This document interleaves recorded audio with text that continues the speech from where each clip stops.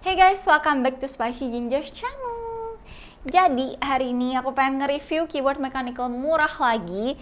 Yaitu ada VX5 Pro dari Vortex series. Ini tuh merupakan versi Pro-nya dari VX5 biasa. Yang itu aja tuh sejak dari awal udah termasuk keyboard mechanical hot swap 60% termurah, yaitu ada di kisaran 350.000. Jadi apakah embel-embel Pro dan harga yang naik 70.000 jadi 420.000 ya berarti sekarang. Ini ngebuat keyboard ini lebih baik dan lebih oke. Kalau kalian penasaran, tonton sampai habis. Oke, jadi VX5 Pro ini ukurannya 60% dan kalau kalian lihat secara sekilas ya, ini tuh kayak mirip banget sama Funtech MaxFit 61. Dan aku udah pernah buat juga video moddingan ya pakai keyboard MaxFit 61. Kalau kalian pengen lihat bisa lihat ke sini. Oke, balik lagi. Jadi kedua keyboard itu emang mirip banget ya. Gimana nggak mirip? Kedua keyboardnya itu emang dibikinnya dari pabrik yang sama, cuma emang di rebrand aja masing-masing. Nah, paling yang kalian bisa lihat bedanya ada di bagian bawah sini. Kalau di Vortex series logonya Vortex series pastinya, dan kalau di MaxFit ya pasti tulisannya MaxFit 61 ya. Dan paling ada beberapa penempatan sub function key yang berbeda juga. Kayak contohnya di Vortex ini arrow key-nya ada di bagian bawah. Kalau di MaxFit kalau nggak salah sih ada di bagian sini lah ya. Kurang lebih gitu. Selebihnya sih kurang lebih sama, mirip-mirip. Oke, kita balik ke bagian belakang. Jadi di keyboard ini tuh ada 4 sisi rubber fit. Ini kalau kita taruh di atas meja tuh kayak gampang banget kegeser. Jadi aku saranin kalian pakai desk mat biar jadi keset dikit gitu, biar lebih pakem. Body keyboard ini seluruhnya plastik yang lumayan padat dan gak ada height adjustment-nya. Dengan tingkat kemiringan sekitar 5 derajat. Nah, untuk konektivitasnya, keyboard ini pakai USB Type-C dan di paket pembelian kita juga udah dikasih kabel USB Type-C warna putih dan braided. Oke, lanjut kita bahas soal keycaps-nya. Jadi bahan keycaps-nya ini ABS double shot. Untuk keycaps-nya dia agak tipis ya, dan di bagian permukaan sini kayak berasa ada tekstur-tekstur yang sedikit kasar. Terus sub legend-nya ini lumayan dicetak lumayan gede dan cukup jelas sih.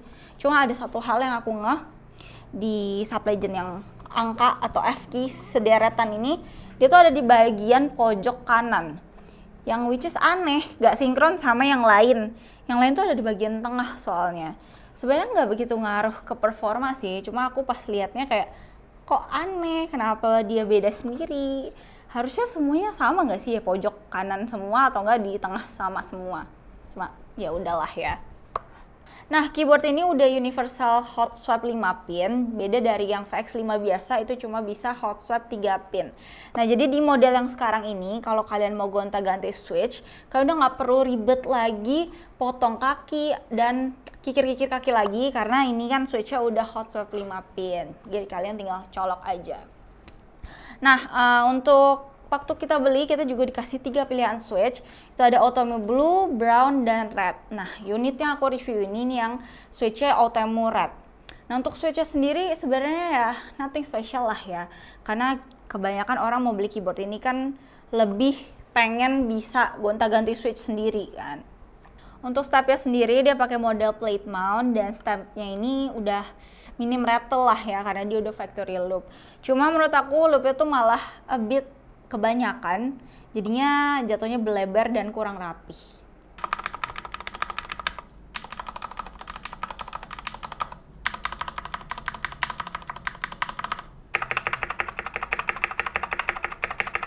Untuk RGB-nya dia pakai LED SMD, sebenarnya lumayan terang sih. Dan RGB-nya bisa kalian atur-atur lewat keyboardnya langsung ataupun bisa juga lewat aplikasi buat lebih detail dan lebih lengkapnya. Oh ya, di paket pembelian selain kita dapat kabel USB Type-C, kita juga dikasih switch puller ini dan keycap puller yang model wire. Aku sih prefer pakai yang model kayak gini dibanding sama yang versi plastik ya. Soalnya yang model wire ini jauh lebih ramah sama keycaps, jadi gak gampang lecet, gak bikin keycaps tuh rusak gitu loh. So overall menurut aku keyboard ini worth it banget buat kalian yang emang pengen custom keyboard. Dan mungkin beberapa poin minus yang aku sebutin tadi juga jadinya nggak bakal ada pengaruh sama sekali kalau kalian emang dari awal niatnya pengen custom. Paling yang ngebedain sama Maxfit 61 itu ada sih, kalau di keyboard itu nggak ada Magic FN-nya. Mungkin itu salah satu hal yang jadi bahan pertimbangan bagi sebagian orang. Cuma menurut aku mah, ini keyboard tuh dua-duanya kembar sih. Ibarat Upin Ipin lah.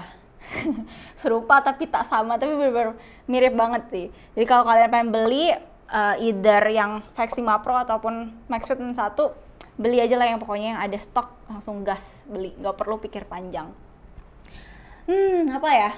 Coba kalau Vortex series ngeluarin keyboard tanpa switch dan keycaps, kayaknya bakal makin worth it banget gak sih buat dibeli. Ya kan sih. Tapi fix itu jadi barang goib sih pasti. Oke deh, paling segitu aja review aku kali ini. Jangan lupa buat like, comment, and subscribe. Bye, see you next video.